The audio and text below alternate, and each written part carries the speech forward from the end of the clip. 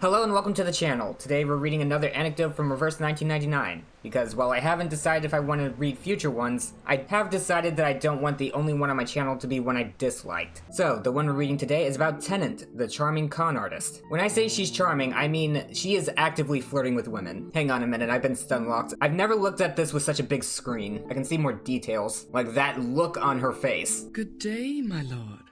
You're too kind visiting me, and I regret to receive you in a room of nothing. Oh no, she sounds even better with headphones on. And since she'll be making a guest appearance, I'll also be introducing Eternity. She's something of a vampire. I say something of a vampire because it seems like she got her immortality from the blood of sea creatures, if I'm understanding the lore around her right. And she also has gold eyes instead of red ones like the other confirmed vampires. As for her personality, I think her own voice lines will give a better idea than I can. Fall asleep by a warm fireplace. That was the only way I spent my night for a long time. Well, now we have proms and sofas and the 29-inch CRT TVs. Your foundation is really a pain in the neck, my child. They had a grudge against me because of the special invisibility cloak, and the feud still continues today. But in my defense, they had a 7-day warranty. What else do they want?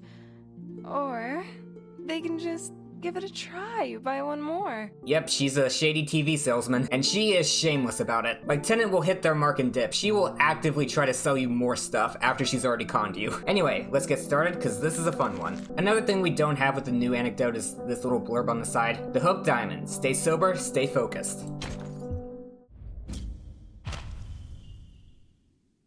The Diamond Con.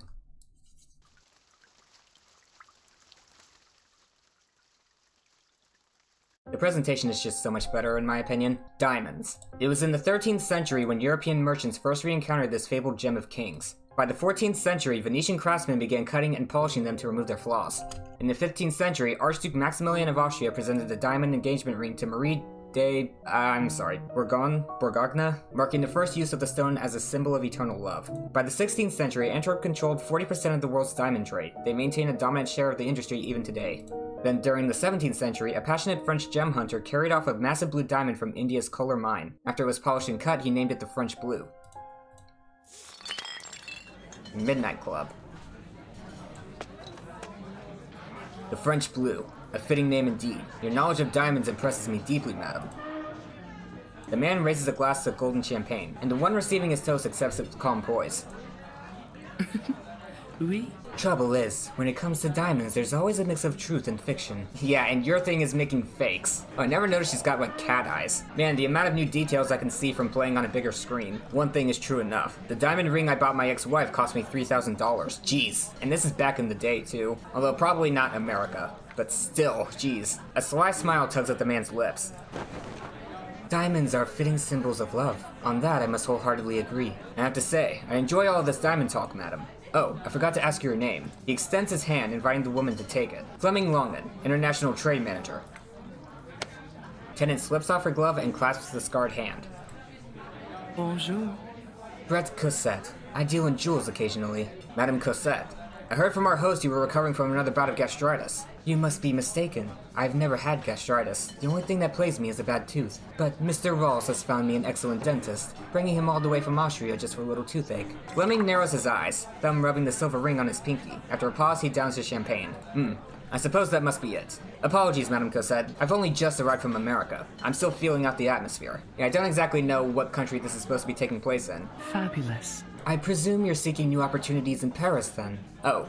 Okay, we're in France then. I may just be able to make some introductions. Is it true you brought a shipment of classic typewriters along with you? The man taps his empty champagne glass impatiently. Let me give this to you straight. I'm always happy to make a new friend, but if you're after my business, the answer is no. I might be new here, madam, and you may well be enchanting, but I didn't get this far by trusting dames with smiles as quick and crooked as yours. Brett hits the wall earlier than expected, yet the accusation doesn't break her stride. Of course, how could I object? Caution is a virtue in our line of work. Enjoy the party, Madame Cosette. Well said, Fleming. Knowing how to enjoy oneself is a fine thing. A woman in a brilliant blue gown appears at their side. Her voice is soft and sleepy, betraying a growing weariness with the party. The white-haired woman's gaze lingers on Tennant for a long while, but neither speaks. After their silent exchange, Fleming feels the need to step in. This is Miss Adelita, a friend. I invited her to join me tonight. Madame Cosette here is a talkative jeweler. We were just discussing the history of diamonds. I do believe we left off on the French blue. I can only imagine how a gem like that would pair beautifully with your attire tonight, if only it were mine to give. Straight to flirting. Diamonds hold little novelty for me. The elegantly dressed woman makes a weary show of her indifference to jewels and to flattery. Tennant finds herself at a rare loss for words. I think you'll find Madame Cosette has a wealth of knowledge beyond the topic of jewels. I'm sure she'll find something that will take your interest. Alas, I have no interest left to give. The drinks here are too strong to suit conversation. I should like to return to my hotel. Please, madam, it's much too early to leave. The night is only just about to come alive. All the better for you, Fleming. I wouldn't want you to miss me too much, but all I want now is a good radio drama before bed. Yeah, she is very indifferent to people, for the most part. How about I take you to a late-night comedy show instead? Only I've got a matter to settle with Mr. Drillum first. A night wasted on comedy and pawnbrokers? You aren't making a very convincing offer, darling. The man is caught in a clear dilemma, unwilling to leave the party but loath to see her go so soon. Perceptive as ever, Adelita catches his hesitation. 10. Fleming, I'll wait until 10, but not 1 moment later. You've got a deal. I'll go see if I can speak with Drillum now and free myself before 9:30. After that, we'll still have time to talk. I'll be waiting, but only for so long. She turns toward the bar. The armed dealer sighs, first to himself, then to no one, before hurrying off. Tennant wastes a little time before following the mysterious woman. Adelita leans with her back to the counter, looking at her expectantly. Adelita. That name stirs the imagination. Oops. Forgive me, I've forgotten. What was your name? What a fine lady you are. It's no small wound to be forgotten by such a beauty. It was and is Madame Cosette. Bonjour. But if you'll indulge me, Brett is the only name I'd ask you to use. Brett. It's got a lovely ring to it. Adelita's response suggests she isn't averse to conversation, so Tennant presses further. Adelita, I hope you don't mind my asking. Mr. Longman, is he your travel companion? In the most basic sense. We both recently arrived from the States, but I only just met him today. But allow me a question, Brett. What made you approach him at this party? Truth is, I was told he was aiming to sell submachine guns through the underground. A man like that is often in need of connections, and I am an expert in such things. For the right price, naturally. You came on much too strong. Mr. Longan can see your intentions from a mile away, because I never intended them to be hidden, my dear. Sincerity is a rare and valuable commodity in my trade. Is it now, Brett? I think you haven't shown me nearly enough, and I suspect you aren't getting what you want tonight. Like a spider sensing its prey, she already knows what's coming next. Tennant tips her hat, and in a flash, smooth as silk, she closes the distance between herself and the white-haired woman. Tell me then, how much would be enough? Tennant whispers to the bartender. Before long, 2 glasses of crimson liquor are placed before them. Tennant slides one towards Adelita. What a fine lady you are. A bloody sunset. Can I tempt you, madam? Adelita lifts the glass but only breathes in its fragrance. Oops. Bloody sunset? To be continued. Bloody sunset.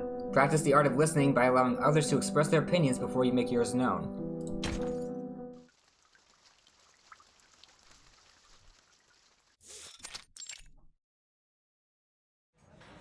What a fine lady you are. You can only taste this in Paris. Its name will never appear on any menu. Dark red, like the blood of a sinner. From the first taste, you'd never imagine it's made from grapes alone. It has a dryness that parches the throat until you start to crave its warmth again. Like a hungry vampire, you'll never be sated, always seeking another sip. Oui. Then you're hooked, my dear. Each day onwards is spent waiting in anticipation for the next bloody sunset. Adelita takes a sip and lets slip a rare smile. My, this is truly extraordinary vintage. You may just be sincere after all, Brett. Fabulous. Words like that are sweet pleasure to my ears. Adelita and Brett share the rare bloody sunset, as time slips away with the faint ticking of the corner clock. At 9:42, Adelita has only a single swallow left. Fascinating. As a matter of pride, I always reward a good turn. Hearing that, I can't help but look forward to a gift from you. What I'll give you is a possibility, just as you gave me the bloody sunset. Adelita reaches into her jellyfish-shaped handbag and produces a small box bedazzled with jewels, its delicate silver inlay hinting at great value. Meanwhile, the arms dealer, looking worn, arrives back at the bar. As you can see, I've returned with time to spare. What's that you're drinking? Bloody sunset. Brett recommended it to me. I promise, once you taste it, you'll never forget it. If you say so, I'll give it a try. Adelita drains the last drop from her glass. A pity, Mr. Longman. Adelita just had the final one. That's right. The last bloody sunset in this establishment, this city, maybe the country. I don't appreciate being toyed with, Adelita. Fleming waves the subject aside, annoyed. Drellin was drunk out of his mind. I couldn't get a word in edgewise. I hope you at least kept my guests entertained, Madame Cosette. Oh. Naturally. And I must say, your timing is impeccable. Adelita was just about to show me a little surprise. A surprise? Well, go on. I could use something to pick me up. Of course. Come closer. The two lean in as Adelita flicks open the tiny bronze latch. With a crisp click, the box reveals a velvet cushion, empty where a jewel should rest. There's nothing inside. To gain anything, one must first pay a price. The first and unchanging rule of commerce. Price? This box is the life's work of a South African pure-blooded arcanist. I call it the box from the South.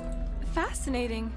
All you have to do is put a diamond on the velvet cushion, then turn the hidden mechanism inside the lid, following the instructions. 8 hours later, when you reopen it, you'll find another identical diamond beside it. Tennant looks with skepticism. Whatever do you make of that, Mr. Longman? Ha. A wry laugh escapes him. It's quite the story, I'll say that for sure. But I've got to figure that if this thing were really spitting out diamonds, then every crook from LA to Sicily would be after you. The kind of thing you don't carry around if you know it's good for you, or if you're not immortal. Every treasure has its first discoverer, Mr. Longman. When Marshall found gold at Sutter's Mill, only a handful of locals knew of his find. At first. The minute hand passes 45, but none of them mention the time. The box from the South lies open in Adelita's palm, awaiting the presence of a diamond. The arms dealer studies it, caught between doubt and desire. In my experience, anything tied to Arcanum is the furthest thing from trustworthy, and he's not wrong considering his company. The way I see it, there's a simple way to test our charming lady's claim. What, you want to put a diamond inside and then lock it away for 8 hours? Oui? I can't see a reason why not, though perhaps the stipulation is due. If the box does not yield another diamond, then Miss Adelita will pay us its value in compensation. That's still a big risk. Who's going to look after it? I'm not really keen on watching a box all night. I'm certain we can find a safe somewhere here, so why don't we lock it inside there? Fascinating. Allow me to set the combination, and you may hold the key. That way, neither of us can touch it until our next meeting. Oh. That works. I can vouch for the owner. I'm game. But he feels as though he's about to make a serious gamble, but then again, what if this is another Sutter's Mill?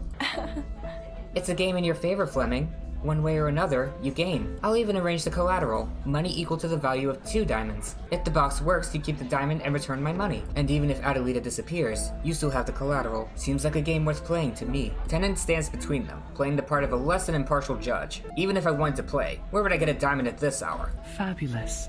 My dear Fleming, you seem to have forgotten our conversation. Allow me. A pea-sized crystal glimmers in Tennant's hand, as if conjured from thin air. Whoa, crazy. A round-cut diamond, brilliant and flawless, flashing dazzling light across its 58 facets. After letting it shine, whoops, what the hell did I just do? How'd I do that? I only have my finger on the mouse. After letting it shine, Tennant closes it back into her hand. Mine from Pana, India, 1.5 carats, near colorless, internally flawless, excellent cut. What are the odds of that? The odds of a jewel dealer having the jewel on her person? My dear Longman, I shouldn't imagine it would surprise you. I just so happen to always have a few samples on hand for clients.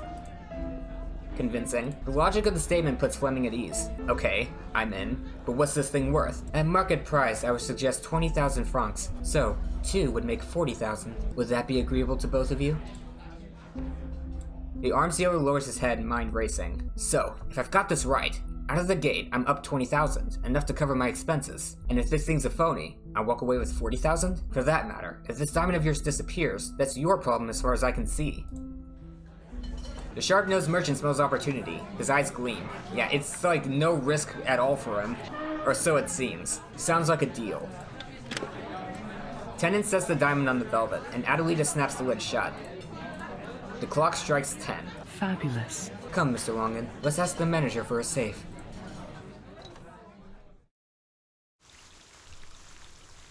To be continued. The box from the South. Don't flaunt your importance, let it speak for itself.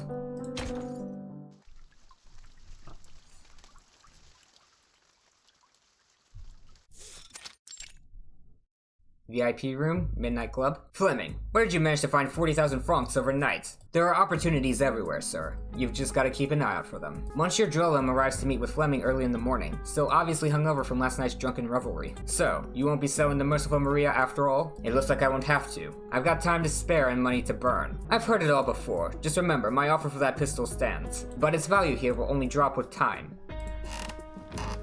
Fleming leans back, relaxed. All I need to do now is move my shipment, then I'll really be set. I doubt it'll take long. They're going to be begging for these beauties. Picture it. You storming into your enemy's Christmas dinner with this beast, spitting lead at 700 rounds a minute. 10 seconds. No, 5. And the whole family is in hell. Drellum raises a brow.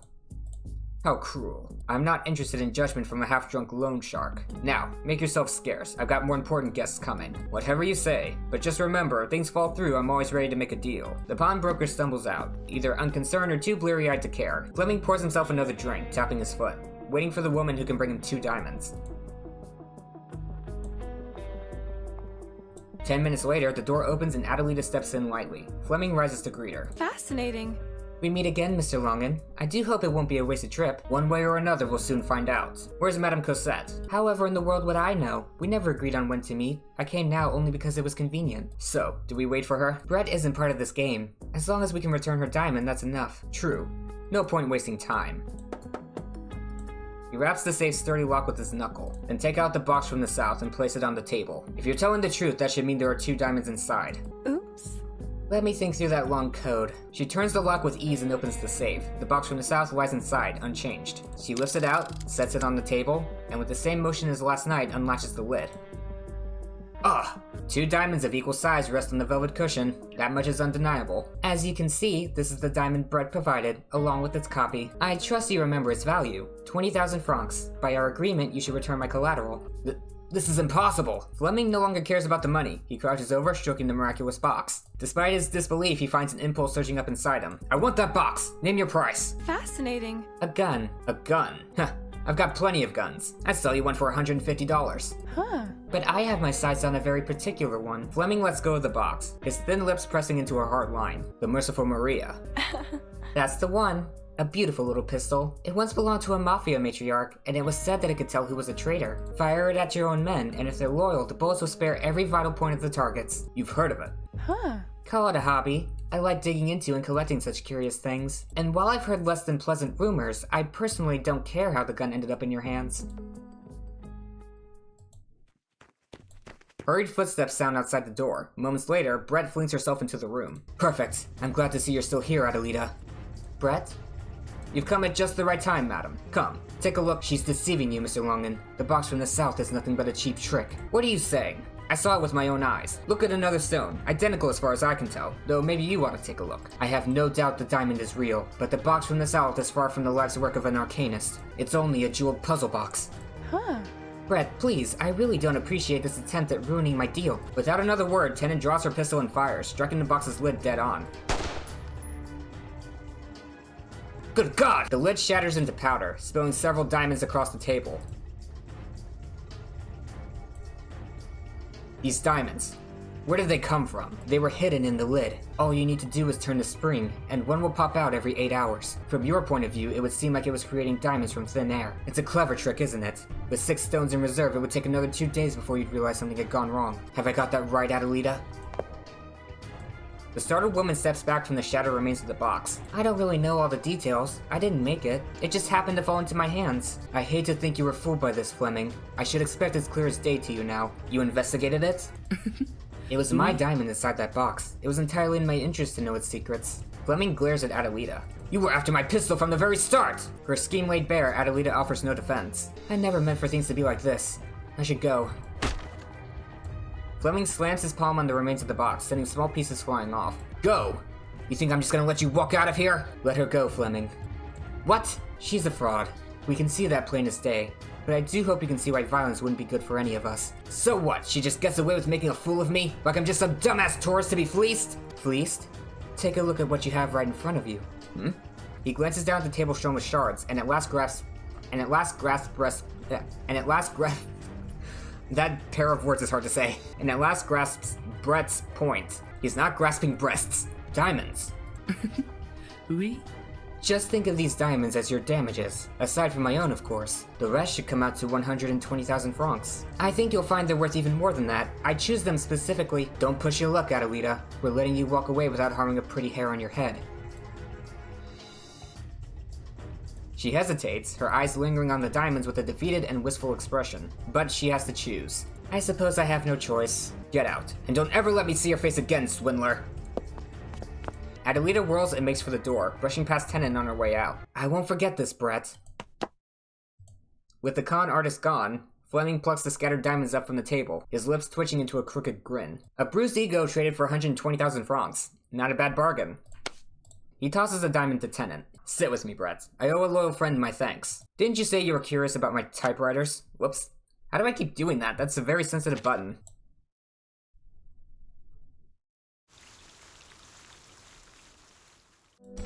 Part 4. Synthetic Diamonds. It is best to offer suggestions rather than commands. Always ensure that the other person is allowed to speak for themselves.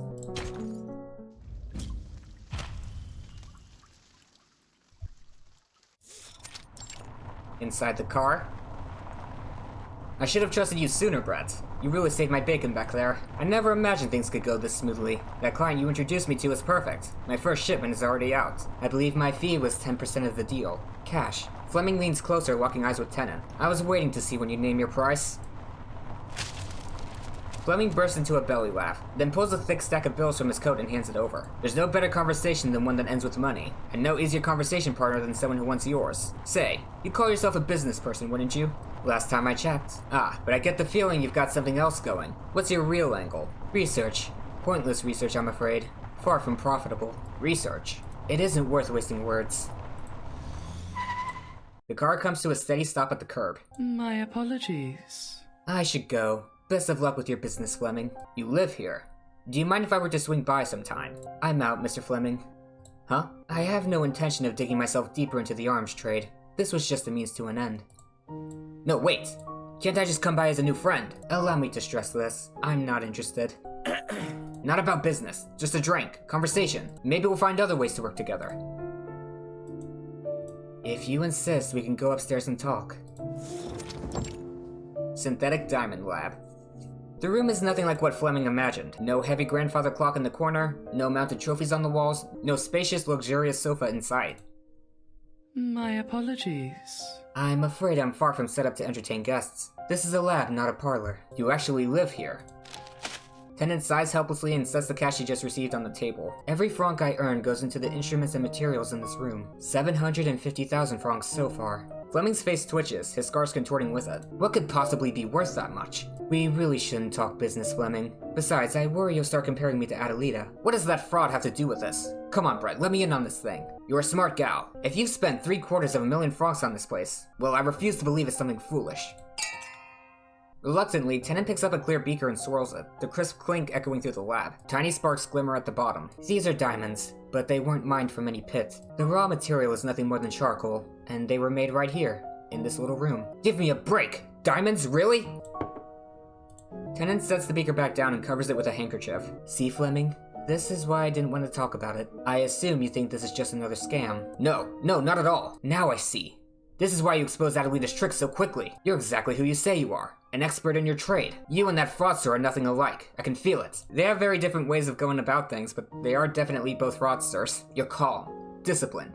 My friend, you're a scientist. A true scientist. And this is one hell of a science. How do I... Oh, wait a minute. Okay, that's how I keep doing it. I can actually just move the scroll wheel, and it brings this up. It's not clicking it that does it. And this is one hell of a science. Diamonds from charcoal. I've heard of the idea before. Tell me, Brett, who else knows this technique? For now, just you and me. And once they're made, they stay diamonds? I've never seen one turn back into charcoal. Note the wording. Fleming steps forward, lifts the handkerchief without asking, and peers into the beaker. The diamonds refract the light, dazzling in his eyes. He breathes hard, squinting. We could do something big with this, Brett. Growing diamonds. Just think of the money. We would need more than this lab. To produce anything at capacity and make it cost-effective, we need a proper factory. Then tell me, how much to turn your little lab into an underground factory? Tennant takes a long moment to form her answer. 10 million francs. To be continued. 10 million francs. Never press others about personal matters. They always reveal themselves with time.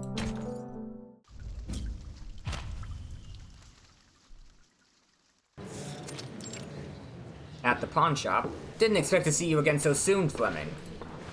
From behind the thick glass wall of the counter, Drellin pokes out with a bemused look on his face. Thought you just pulled off a big deal. Have you burned through all that money so soon? Don't ask stupid questions, Drellin. You'll live longer. But of course, your business is your own. Only I wonder if you're willing to name a price on that pistol of yours now. Fleming shoots him a look of cold disdain. Ha, get it, shoot, because he's an arms dealer? As he sets a plain wooden box on the counter. A withered hand reaches across, opens it, then snaps it shut again. She is beautiful indeed. So, what sort of deal are you after? 10 million. Cash. Impossible. He pushes the box back across the glass. Damn it, you realize that right there is the merciful Maria. It may be. It may not be. All I can see is a greedy Fleming. It has a fine story. Bloody. Dark. I may have a customer, but for 10 million, as I told you before, my offer was only ever going to drop. Fleming slides the pistol box back across the counter again. 9. 8. And naturally you'll be signing all the relevant transfers. Deal. Voila, sign here. I'll have the money sent your way. Minus a 5% fee, of course. You slimy old drunk. After I check it rich, I'll bury this whole block and put you out on the street. He scrawls his name across the page. I'll be looking forward to that day, monsieur. Fleming turns, his step and demeanor a combination of excitement and anger. At a hotel room, it's a plain, tired old inn, just across the street from the pawn shop. Tennant leans against the window, idly spinning a revolver. Cobwebs glint faintly in the corner, waiting for some unlucky insect. Fabulous. Fleming's been in that pawn shop for 20 minutes now. You think he'll get 10 million? The cylinder snaps open, spins fast under her thumb, then clicks shut again. Empty. I think Tennant uses her arcane ability to create diamond bullets inside her gun, so she doesn't need to keep it loaded, which is pretty sick. I can hardly imagine Drellin being that generous. Can you? The old fox might barely be able to walk without wobbling, but he's still sharp. Little doubt he'll sniff out Fleming's desperation. You think he'll get 7? The cylinder spins again, stops, still empty. I doubt he'd part with it for less. We are talking about the merciful Maria. Our friend went to great lengths, from procuring those diamonds to fixing up that box, just to get her hands on it. So 8 million? The cylinder spins a third time with a faint whir, just as Fleming comes into view outside Tennant's window. Tennant holds the cylinder still, a diamond bullet ready in its chamber. Oui? From the look on his face, I do believe you're right on the money. 8 million is still a fine haul. Enough to buy a villa in St. Remez, complete with a second Empire stone fireplace and southern sunlight. Why does she know that off the top of her head? I can see it now. Fully electrified, ready for everything a modern life requires. Money isn't the goal of this game of ours. 10 million is just the bottom line. The only way to prove the seeker's sincerity. Say what you will about the man. He's crafty. I do believe he'll find a way to gather that final 2 million. You should head back to your little lab. Odds are he's eager to get that money in your hands. No, I doubt that. Oh? Tennant watches as Fleming turns and disappears into the alley. I said he was crafty, but note I didn't say wise. I'm sure when he first laid eyes on those synthetic gemstones he was giddy with delight. But now, the rush is worn off. He's pawned off his most prized possession, and now he's wandering Paris laden with cash. No, I believe he'll cool off first. Fabulous. Then, because he is crafty, if not clever, I do believe he'll make an effort to hedge his bets. He might start digging into just who this Brett Cosette really is. Oh, so you think Brett's about to be exposed? How will she handle it? With sincerity. Always, sincerity is her greatest strength. She is so devious. As they say, the best lies have a mix of truth. British Isles News. Focus on subjects that build longing. Leave greed to take hold on its own.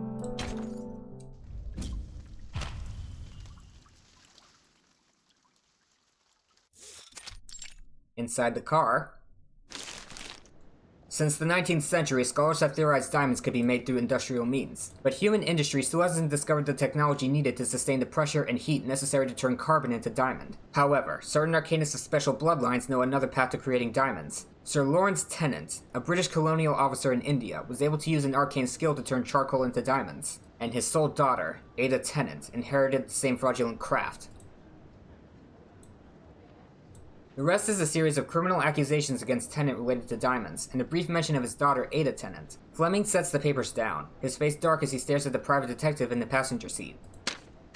A clipping from England. That's all you've got for me? I paid you to investigate Brett Cosette, not some missing charlatan. Sir, I think this is more than enough to provide the answers you need. I trust you recognize the details in this report. An unidentified fugitive woman, and the arcane skill that turns charcoal into diamonds. The detective gives him a pointed wink. You're saying Brett Cosette is Ada Tennant. I would say the evidence is clear, Mr. Longan. No one but the Tennant family knows how to turn charcoal into diamonds. That's all I've got. Now I need to get going. I have other clients to tend to, you understand. He lowers his hat and leaves the car. Fleming leans back in his seat. His eyes drift up and lock on the car's ceiling. He needs a drink, or a cigar. Both maybe, but neither can be found in this car. Tennant. He slaps the driver's shoulder hard. To Cosette's! Ah, damn it, I mean Tennant's! Synthetic Diamond Lab? The door flies open from a weighty kick. Tennant! At the far end of the room, a woman leans out from behind a row of equipment. You seem flustered, Fleming. I hope you're not in any danger. Danger? You are the danger! You're not Brett Cosette! You're the daughter of an old fraud! Ada Tennant! He slams the newspaper clipping down on the table. Tennant arches a brow and strolls to the table. She grabs the newspaper with a casual motion. She makes a play of scanning over the words. Once. Twice. Then tosses it back onto the table. I suppose you had a good reason. Still, I hadn't expected you to hire someone to dig into my past. My apologies. Fair is fair. Mr. Longan, I am Ada Tennant. Fleming is speechless, half stammering, as if he had still hoped she would deny it. What am I supposed to do now? I expected an argument. So what about it? Well, what do you mean? You deceived me and now you say, so what? You swindled me just like that fraudster Adelita. Is that so? What have you lost, sir? Have I taken even a single franc from you I hadn't earned? Unconsciously, Fleming rubs the silver ring on his pinky, replaying every detail since he met this Brett Cosette. Brett exposed Adelita's trick with the box from the south, leaving him with several real diamonds. Brett helped him close a lucrative deal, and the commission she took was fairly earned. As for synthetic diamonds, Brett never tried to share that secret. I admit I am not Brett Cosette, but surely you can see why I might use an alias in our line of work. As for Sir Tennant, it has been many years since I last saw him. I can still recall the weight of the massive diamond that he placed in my hand, but we're far from close. I never foresaw that those clear, glittering stones would bring such hardship for my family. She lifts the sharp, pear-shaped diamond and closes in on Fleming. Wait, stay back! What are you doing? Tennant holds the diamond before his eyes and lets go. Instinctively, the arms dealer catches it. The 100-carat stone tumbles in his palm. That is the largest diamond I've ever produced in this lab, but even its size falls short of what my arcane skill can fake. Tennant spreads her hand wide, drawing his gaze to the countless synthetic diamond machines around her. If I truly meant to turn charcoal into diamonds with my arcane skill, then what use would I have for all this equipment? I refuse to walk my father's path, Fleming. The arcane skill would only lead me to the same fate. Ruin, exile, stripped of name and honor. So then this setup.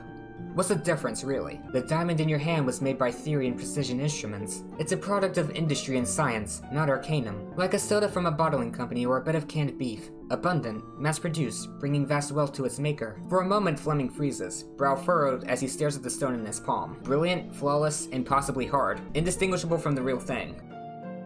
Keep it. Even the sharpest-eyed jeweler in the world would tell you the stone is authentic, identical in composition. Take it as compensation for my little deception.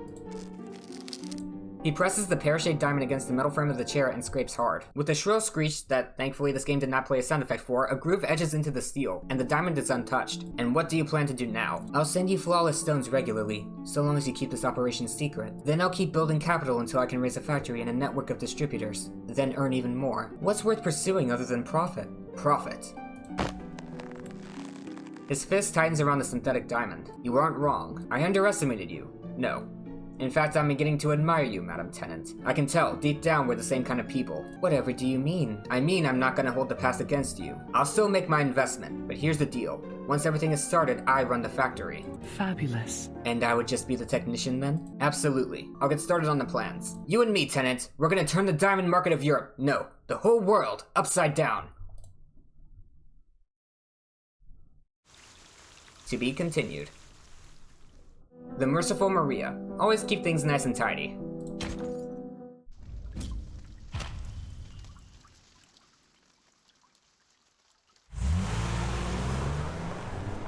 What a beautiful view. I'll miss the fields and villages outside Paris, but a journey like this comes with its own thrills. And what does my dear, luscious beauty think of it?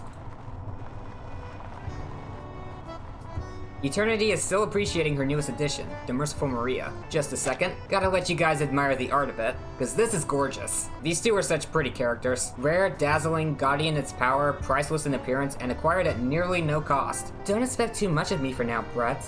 A trip like this always leaves me sore and tired. I'm in no mood for it anymore. Have you taken a liking to that name? Shall I go by Madame Cosette a little longer for you? You know how I crave novelty, Ada. Like that bloody sunset you treated me to. If it left you longing, we can plan another night out for drinks. But then surely you knew it was only a raspberry cocktail. A lovely way to signal our little conspiracy. Memorable.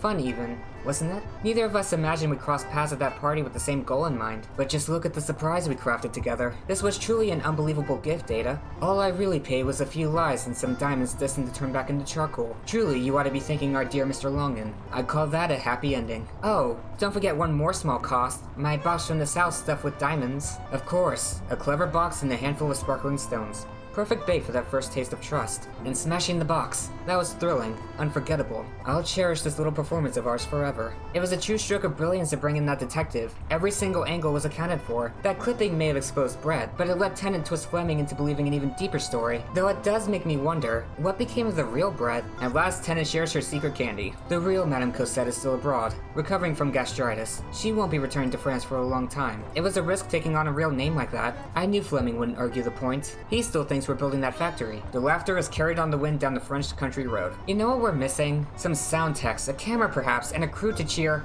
"Hi, successful!" Something we might broadcast to the world. You've won me over, Ada. Have you thought of our next move? If you'll join me, we can lay low together for a while. I know someone with a very special suitcase. Referring to the main character, Verton. And that's the end. I love seeing a good elaborate heist story, and I knew I would get one from a story focused on this devil. Eternity's not my favorite character, but I've been warming up to her since her anecdote. The more I learn about her, the more interesting she gets. And occasionally she'll just appear out of nowhere in the story. Anyway, I better wrap up before I get stunlocked by these two beauties. This art is just way too good. If you enjoyed, consider subscribing so you don't miss out on future videos, and remember to leave a like while you're at it. Hope you have a great day. Cue the outro.